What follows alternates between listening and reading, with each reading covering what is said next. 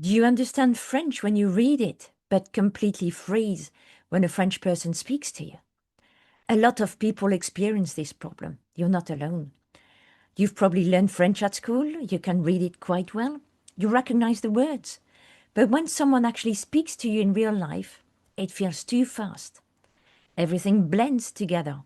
And suddenly, you understand nothing.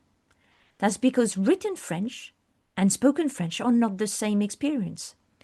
When you read, your brain has time to process, but when French natives speak, they link words, they drop sounds, and your brain hasn't been trained for that.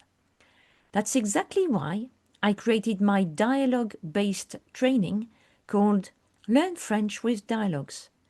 My name is Carol Palfreeman, and I take real, short French conversations, and I train your ear step by step so you can actually hear what's being said, not just read it.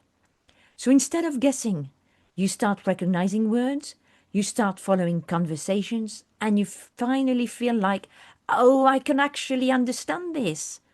If you'd like me to send you one of these dialogues to try, just comment dialogue below and I'll send you a real dialogue so you can test it yourself.